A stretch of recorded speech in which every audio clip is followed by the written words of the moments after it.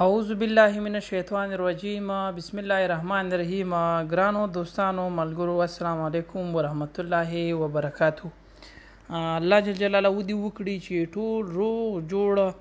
او په امان باندې اوسیږي. د تیرې ورځې د رایو مطابق دوستانو دا خواهش وکړو چې هم لایف خپرونه وکړي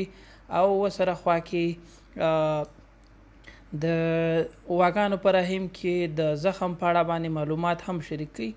نو موږ تر خپلې وسې او خپل کوشش پورې کوم تازه معلومات چې هغه په نړیوالو مقالو کتابونو کې په د فارمونو کې د تجربو په اساس باندې او په نوره دنیا کې چې کوم کارونه کوي د هغې نه چوټ تاسو ته وړاندې کړو او وکولی شو چې تاسو هېوادوالو ته او زموږ خپلو هېوادوالو ته چې هغې دو خپلې کورونو کې په کلو کې په فارمونو کې په ډیر تعداد باندې غواګان لري او اکثره وخت زخم مشکلات لري. زه به کوشش کوم چې دا تاسو ته په عامیانه ژبه باندې ویم او ورسره خوا کې لیکلي بڼې باندې هم وکړو. ورسره خوا کې ډاکټر صاحبانو ته ځینې ټکي کیدای شي پکې مسلکي تر څو هغه کسان چې هغې تجربه کمه ده که هغې غواړي چې د دې نه استفاده وکړي نو بعضې ټکي به د هغې دپاره استعمالوم او ګټه به ترې اخلم تر څو هغې وکولی شي چې په ساحه کې به تاسو سره په تداوی کې یا په علاج کې مرسته وکړي. تاسو کولی شئ چې خپلې پوښتنې کمنټونه کې ولیکئ او موږ به تر خپلې وسې پورې چې دی انشاءالله تعالی تاسو ته جواب درکوو. راځو دې ته چې په غواګانو کې د رحم زخم یا د بچه‌دانۍ زخم څنګه پیدا کیږي. په ساده اصطلاح کې درته ووایم کله چې غواګانې تازه لنګې شي نو په عمومي ډول باندې په افغانستان کې هغه د لنګون ځای چې هغه ډېر زیات چټلي ناپاکه وي. نو دغه ناپاکه محیط کې چې دی ميکروبونه چې دی دا په ټولو ځایونو کې شته دی دا راځي بچه‌دانۍ ته ډېر په اسانۍ باندې ننوځي او خصوصا په اولو 2 ساعتونو کې د ميکروب انتقال ډیر زیات دی. د هغې غټه وجه دا ده چې بچه‌دانۍ یا د غواګانو رحم چې دی دا تقریبا تر 2 ساعتونو پورې چې دی دا خلاصي دا 2 وختو کې خلاصیږي. یو چې کله بچی وشي او یو چې کله غویمه شي. په دې 2 وختونو علاوه دا بندي او د قدرت شان دی چې بیا د دې ته ميکروب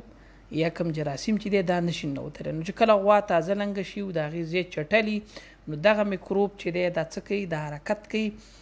او فرج ته ځي او بیا د سرویکس د لارې چې سرویکس یا غاړه ده هغې نه تېرېږي او رحم ته ځي. هغه غواګانې چې هغه وجود نه کوي او ښه خوراک خوري سربی پروتین انرژي منرالونه او د ځان نه ډکوي مطلب کوم وزن ونه بیلي او په وکولی شي چې شودو تولید سره چې دی همغه خپل حالت کې پاتې شي او تاسو ورته ښه خوراک ورکوي. نو که ميکروب ننوتی مې نو دا د بدن دفاع چې ده دا کولی شي او کولی شي چې هغه کوم ميکروبونه چې دي دا د منځه یوسي. خو که چېرته غوا کمزوري هغې کې د کلسیم کموالی هغې کې د مګنیشیم کموالی هغې کې د پروتینو کموالی هغې کې د انرژۍ کموالی هلته د دانهبابو کموالی ډیره زیاته ګرمي یا غوا 2 بچي راوړي یا غوا په سختۍ باندې لنګون کړی نو په دې صورت کې چې دی یا غوا ډیر شوده کوي تاسو ورته کم خوراک ورکوئ نو په دې صورت کې غوا چې دی هغه کافي ډول باندې د خپل ځان د دفاع لپاره څه نه لري په خپل بدن کې تر څو هغه ميکروب ووژني. دا ميکروب څه کوي کله چې دا ميکروب رحم ته ننوځي نو په رحم کې عموما 2 غټې پردې دي. یو ته انډومیټریم پرده وي او دویم چې دی مایومیټریم. دا د رحم داخلي کومه پرده چې دا کومه سطحه چې دا یا دا فرش چې دی دا ميکروب دلته په غټېدو باندې او په ډېرېدو باندې شروع کړي. کله چې دې دو په غټېدو او په ډېرېدلو باندې شروع وکړي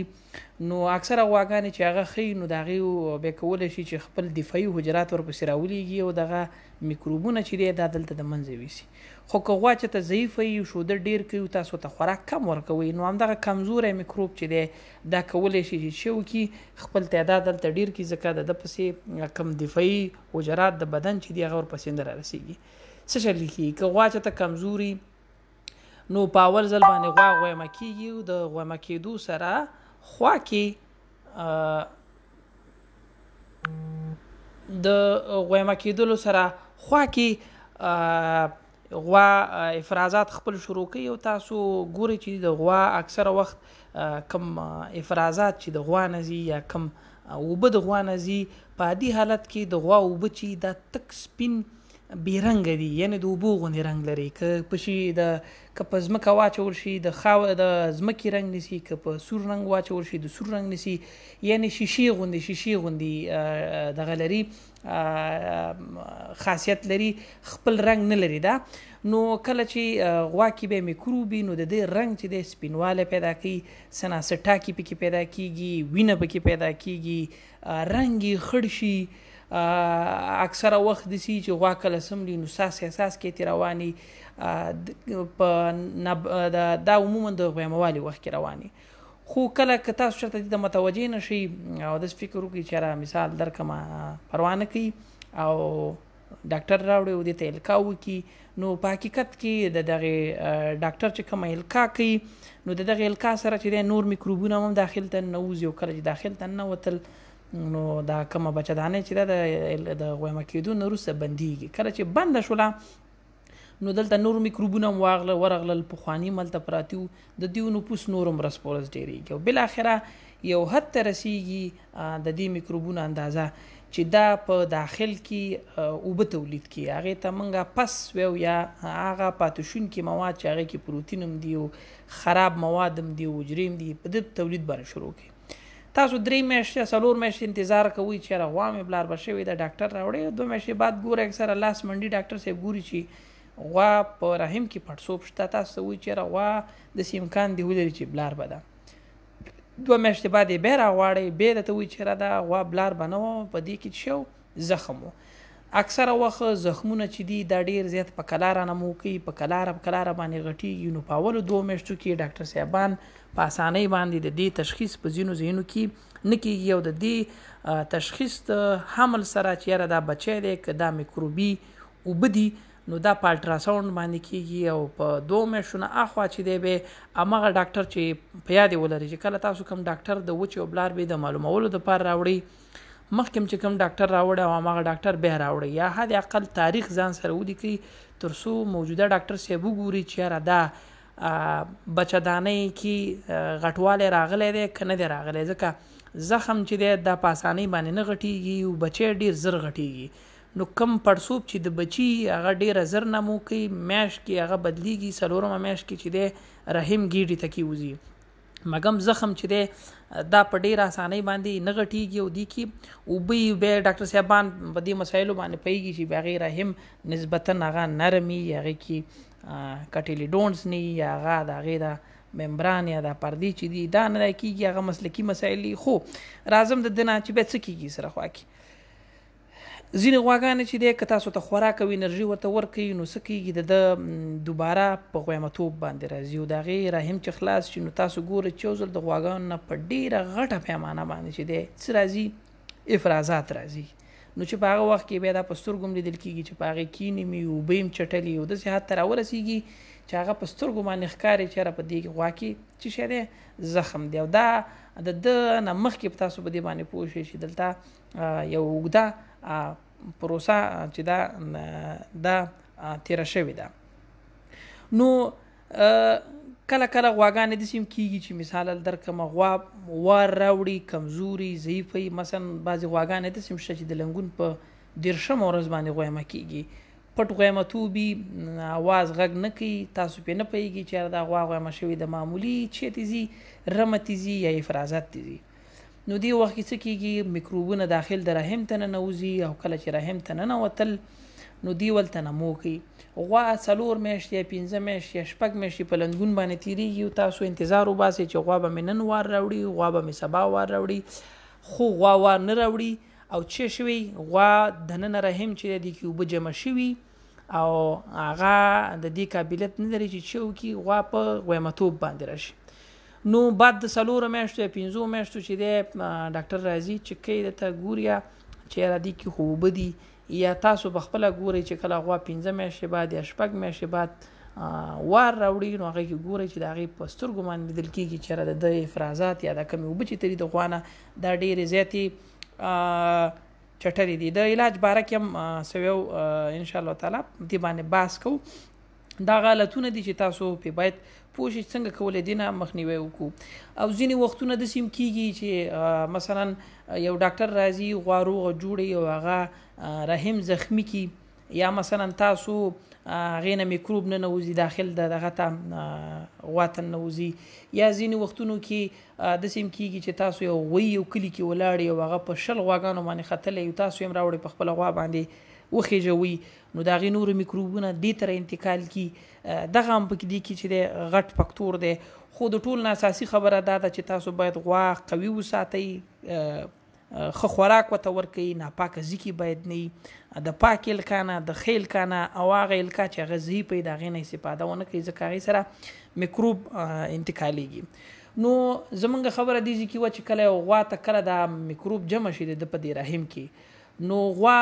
داسې فکر کوي داسې یو هارمون دی هغې ته موږ د پروسټاګلانډین هارمون وي او هغه بیا نه افرازیږي. او کله چې دا افراز نشو نو غوا داسې فکر کوي چې زما په ګېډه کې څه شی دی بچی دی، نو ځکه غوا نه غویمه کېږي. دغه د رحم کې د اوبو جمع کېدل چې دي دا په دې معنا باندې دي چې دلته څه موجود دی ځکه هغه وزن لري، او کله چې وزن راشي فشار راشي د رحم په عضله باندې، رحم چې دی هغه پروسټاګلانډین کوم هارمون چې دی چې وروسته تاسو هم د دې د علاج کې استفاده کېږي هغه نه افرازوي. هغه چې کله افراز نه کړي نو غوا داسې فکر کوي چې غوا څنګه ده بلار به شوې ده. نو اوس راځو څه کول پکار دي. که چېرته تاسو په اول سره کې د وړوکي زخم چې هماغه په اولو وختونو کې لږ لږ رامنځته شوی دی د هغې غم مو نه خوړه، یا مثال درکمه د پاکوالي غم مو نه خوړه، غواګانو ته هم څه انرژي څه خوراک ورنه کړه، دا بالاخره په لوی زخم باندې یا په پایومیټرا باندې بدلیږي. بعضې ځینو ځینو کې تر 10 لیټرو پورې 20 لیټرو پورې تر 30 لیټرو پورې حتی تر 80 لیټرو پورې چې دی دا رحم دومره غټ شي چې بیا د هغه اکثره وخت د غواګانو په ګېډه کې رحم چوي او د غوا د مرګ باعث ګرځي. یعنې دا داسې وړه مسله په ټیټه سترګه باید دته ونه لیدل شي. راځو دې ته چې د دې علاج څنګه کېږي او دا څنګه کولی شو د دې علاج وکړو. لکه تاسو چې مخکې ما وویلې چې کله دا اوبه د رحم کې جمع شي نو غوا داسې کوم هارمون چې دی هغه د پروسټاګلانډین نه افرازیږي تر څو د تخمدان په اثر باندې چې کوم کارپوسلوټم دی دا مات کی او غوا چې دی دوباره رحم خلاص شي او غوا څه وکړي درسه بار وباسي. نو په علاج کې لومړی هدف دا دی چې موږ څه وکړو، موږ هغه طریقې نه استفاده وکړو چې د رحم خوله خلاصه شي او دا کم داخل کې چرک چې دی دا څه شي دا بیرون ته وځي. نو څه کوو د تداوی دپاره پروسټاګلانډین هارمون دا تاسو ځان سره ولیکئ، د دې نه باید استفاده وشي. اول که چېرته غوا وړوکی زخم ولري، عادي زخم انډومیټرایټس ولري، میټرایټس ولري، پایومیټرا ولري، د غوا ټول زخمونه څومره چې دي په ټولو ملکونو کې د دغه نه خامخا استفاده کېږي د پروسټاګلانډین. ځینې ډاکټران دي هغه ډاکټر صاحبان دي او ځینې مسلکي کسان دي او هغې یوازې راځم دې ته چې د کله غوا وار راوړي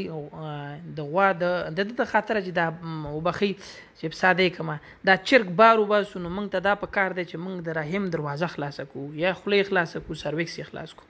د هغې د خلاصولو دپاره د 2 شیانو نه استفاده کوو، یا به د پروسټاګلانډین هارمون وهو تر څو کارپوسلوټم ختم کیو، د 3-4 ورځو په دننه کې رحم خلاص شي، چرګ ته د باندې یا د ميکروبي اوبه ته د باندې راوځي. دویمه لاره دا ده چې تاسو کولی شئ چې د اوسټرډایل یا د اوسټروجن هارمون استفاده وکړئ، د هغې نه د هغې په واسطه کولی شئ چې په 48 ساعتونو کې دننه دا رحم خلاص شي. د ده سره خوا کې چې دی ځینې ډاکټر صاحبان ځینې مسلکي خلک چې دي هغه یوازې څه کوي د انټي نه استفاده کوي، یعنی انټي ورکوي د غوا په رحم کې، دا هم ښه طریقه ده. ځینې مسلکي کسان چې دي د پنسلین نه استفاده کوي، سټریپټومایسین نه استفاده کوي، ځینې ډاکټر صاحبان جنټامایسین نه استفاده کوي، ځینې چې دی د اوکسیټراسیکلین لانګ اکټینګ نه چې د ډیر وخت دپاره د دې نه استفاده کوي. څوک 3 ورځې رحم کې دوا ورکوي، څوک 2 ورځې رحم کې دوا ورکوي. دواړه طریقې ښه دي. تاسو ته چې هر انټي موثر ښکاري او په هغه سیمه کې هلته کار کوي او تاسو ته خپله تجربه ډاکټر صاحبان کولی شي چې د غوا په رحم کې کم از کم 3 ورځې سر په سر باندې دې ته چې تیر کړي دیتا د انټي تیر کی نو د همدې د خاطر ځینې ډاکټر صاحبان به اوکسیټیټاسیکلین لانګ اکټینګ چې د اوږد وخت د پاره دا په رحم کې خوشې کوي تر څو 2 ساعتونو پورې موجوده کم میکروبونه چې دي دا د منځه لاړ شي د میکروبونو د تک سره خوا کې ډاکټر صاحبان ته دا یادونه هم پکار ده چې د انټي د زرګ سره چې کلم رحم کې وه نو پروسټاګلانډین د غوښې د لارې خامخا ووهئ ځکه که چېرته وړو کې کارپسلوټم موجودي یا هم دې ورځو کې راخیږي نو هغه مشکلات چې کوم بیا را پیدا کېږي د هغې نه هغه په صحیح اندازه باندې نه بل د پروسټاګلانډین وظیفه دا ده چې هغه رحم چې د میکروب په واسطه باندې تخریب شوی دی دا بیرته برابر کړي نو که چېرته تاسو د زخم علاج په وخت باندې ونه کوئ او په ټیم باندې ونه کوئ دا د دې باعث ګرځي چې د غوا هغه رحم چې دی داخلي برخه خصوصا چې اکثره خلک مانه ډېره زیاته پوښتنه کوي د هغه تخریب شي د هغې انډومیټریم یا مایومیټریم یا د رحم عضله دا د داخل کې د میکروبونو د 2 میاشتو یا د 3 میاشتو نه خوسا شي هلته هغه حجرات خراب شي نو چې کله هغه خراب شي کله داسې هم پېښېږي چې غوا د میکروب نه پاک هم شي خو سر د هغې نه چې دی غوا په اسانۍ باندې نه بلاروېږي او د هغې نه بلاروېدل په دې نه دي چې یاره ستنې کار ونه کړه الکا کار ونه کړه نارینه تخمه هم جوړوي خپله تخمه هم جوړوي زیګوټ جوړ شي خو کله چې بچی په 10 ورځ باندې راځي او د مور ګیډې پورې یا رحم پورې نښلي نو هلته هغې ځکې دا نشي ځان ټینګولی نو په همدې اساس باندې څه کېږي غوا هغه بچی وړوکی چې دی هغه وخت په وخت باندې سخت کوي نو تاسو ته مې وړاندیز دا دی چې ځایونه پاک وساتئ د لنګون په وخت کې ډیټول یا صابون د غواګانو فرجونه چې دی دا پاک ساتئ غواګانو ته هم چې دی 10 ورځو نه وروسته هغه خوا وګورئ چې یاره دا غوا وزن بیلی دی وزن یې پوره دی ورسره خوا کې وګورئ که غوا چې ته په 80 ورځ باندې غویمه نه شوه نو تاسو خامخا هغه مخکې پروټوکولونه یا کومې طریقې چې د غویمتوب او د بلاربوالې وي ما یې تاسو ته په ویډیو په شکل باندې بیان کړی وي هغه خامخا وګورئ بل غواګانې چې دی وخت په وخت حد اقل د ورځې 2 ورته چې دی دا چک کوي وی ګورئ چې را دغې غوا نه خو افرازات نه دي تللي دغه افرازات د کمې غوا دي آیا دا غوا خو پټه غویمه ده که نه ده که غوا چې ته پټه غویمه نو تاسو باید د هغه ته الکا وکړئ که چې ته الکا ونه کوئ نو هغه مد نظر ونیسئ چې یاره دغه د اوبو رنګ په کوم اندازه باندې دی دا چټلې دي دا پاکې دي سپینوالی لري زوی لري وینه لري شی لري چې نه لري نو بیا کولی شئ چې بیا خپلو ډاکټر صاحبانو سره چې دی مشوره وکړئ درېیمه بله خبره دا ده چې کله مو غوا ته الکا وکړه نه کم از کم 2 میاشتې وروسته چې دی ډاکټر راوغواړئ ډاکټر باندې خپله غوا چک کوئ ویې ګورئ چې غوا بلار به ده او که غوا نه ده بلار به که غوا بلار به نی نو تاسو به دا معلومات وشي چې یاره زه باید خپله غوا هغه مخکې طریقه چې ما بیان کړې ده غوا زما باید بیرته وار راوړي غویمه شي او زه باید بیا الکا وکړم که غوا غویمه نه وي چېرته دې کې میکروب وي نو تاسو ته به وخت په وخت باندې ډاکټر ووایي چې یاره دا غوا کې میکروب دی دا باید څه شی کې دا باید موږ خالي کړو یو که چېرته پکې ډاکټر صاحب شکي شو چې مثال درکړمه چې یاره دا میکروب دی او که دا ځکه پړسوب په عموما اولو 2-3 میاشتو کې د غوا د زخم پړسوب او د بلاربوالي پړسوب چې دا په رحم کې یو شی نو هغې ته کم از کم 15 یا 20 ورځې انتظار وباسي او د انتظار نه وروسته چې دی دوباره بیا یو ځلې همغه ډاکټر چې کوم هم راغوښتی دی په همغه باندې چک کوي د ټول نه ښه خبره دا ده چې د دغې افرازاتو سمپل واخیستل شي او هغه چک شي هلته او بکتریاګانې ولیدل شي چې دا کم نوع بکتریا ده خو په هغې باندې وخت ډېر لګېږي خو سره د هغې نه تاسو کولی شئ چې اوکسیټیټاسیکلین جنټامایسین پنسلین جمسټریپټومایسین جنټامایسین او دا نور انټي چې کوم د ښه شرکتونو دي ښه کوالټي لري د هغې نه چې وکړئ استفاده ترې وکړئ نو امید لرم چې تاسو په دې مسایلو باندې پوه شوي یاستئ خدای مو روغ جوړ لرم زه اوس راځم ستاسو پوښتنې ته محمد ریاض لیکلي چې سلام علیکم تاسو وټساپ کې ریپلی نه کوئ و ریاض جان وروره موږ وټساپ کې تقریبا زموږ په فیسبوک کې دا 4-55,000 نفر دي دا د ورځې 100 نفر میسیجونه کوي نو هغه کې اکثره وخت موږ کوشش کوو چې موږ هغه جواب ورکو نو هغې کې یو نیم پاتې کېږي په هر حال موږ هغې ته وخت په وخت باندې کوشش کوو چې د جواب ورکو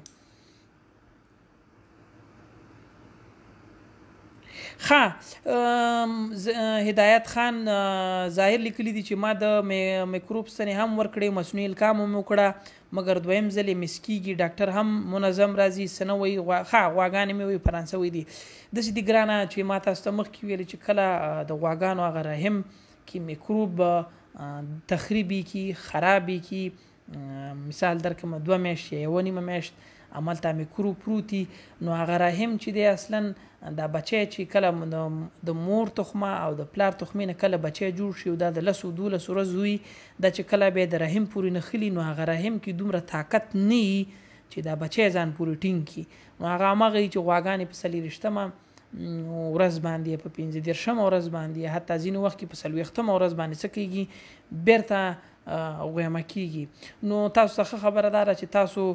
د دې لپاره چې کله مو غوا وار راوړو د زخم نه پاکه شوله ځینې وختونه کې داسې کېږي چې د زخم نه غواګانې پاکې شي هغې ته یو ځل لیدل کېږي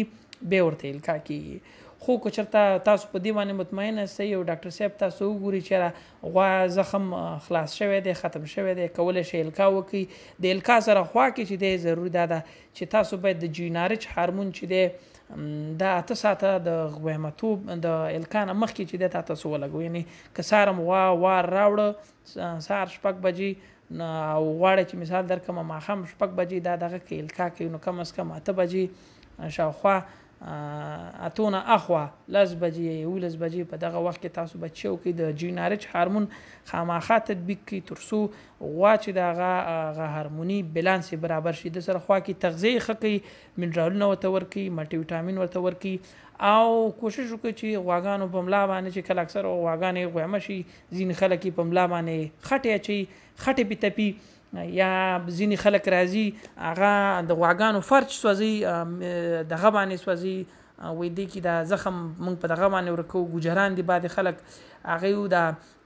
لور ګرمۍ یا سیخ ګرمۍ هغه راخلي او د غوا دا فرچ چې دی دا پې سوځي او دا ډېر دردناک کار دی دا ظلم دی په حقیقت کې په حیواناتو باندې دا هېڅ د دې سره ربط نه لري چې د غوا په رحم کې د داخل کې د میکروب مړ کړي ځکه میکروب خو دننه وي او دغه چې کومه ده کومه د اوسپنه چې ګرمیږي یا چاړه ګرمیږي او د دنه بیا دا د غوا فرج غوسۍ یا داغ کوي دا ښه کار نه دی دا کم تاثیر نه لري کومه ګټه نه لري او په ځای د چې ګټه ولري غوا نور هم په سټرس کې کوي او نوره هم تاواني کوي د ظاهر خان لیکلي چې اوس مصنوعي القا شوي د انټي بیوټیک هم شوي نن 11مه ورځ ده نور څه باید وکړو ګورئ ګران ورونو غوا چې د تقریبا د غواګانو د القاګانو د لګېدلو فیصدي چې دا د 40% پورې هر څومره ښه غوا چې نو یو غوا چې تازه لنګه شوي کم از کم د دې پورې چې دا بلاربېږي بعضې غواګانې 2 ځل باید تیری شي بعد غواګانې 3 ځل بعد غواګانې 4 ځل تیریږي تر 3 ځلو پورې چې دا نورمال خبره ده د 3 ځل نه اخوا چې دی بیا کولی شي چې تاسو په دې عقله باندې بیا په منیجمنټ او د شینو کې تغییر راوړئ خو په اول ځلم چې القا کوي غواګانو ته متوجه اوسئ نو غوا ته مو ښه منرال ورکړي د القا کېدو نه وروسته خو که چېرته ستاسو غوا د پخوا نه ضعیفه وي نو بیا القا وکړئ او بیا د هغې نه وروسته بیا ورته یو شی شروع کړي ګټه به وکړي خو هغسې به نه لکه سره کم چې پکار ده نو الله جل جلاله دې وکړي چې ټول روغ او جوړ اوسېږئ ملګرو ستاسو د حوصله ځای نه مننه کوم خدای مو روغ جوړ لره که څه پوښتنه لرئ کولی شئ په کمنټونو کې ولیکئ او انشاءالله تعالی موږ به خپلو درسونو ته ادامه ورکوو او تر څو وکولی شو چې ستاسو مشکلات ستاسو په کلو کې ستاسو په ځایونو کې هغه چې هغه مد نظر ونیسئ او زما د خبرو نه چې کومې مې وکړې په ساده شکل باندې خدای دې وکړي چې د ده نه مو ګټه اخیستي د سرلوړي افغانستان په هیله د آباد افغانستان په هیله خدای مو روغ جوړ لره د الله په امان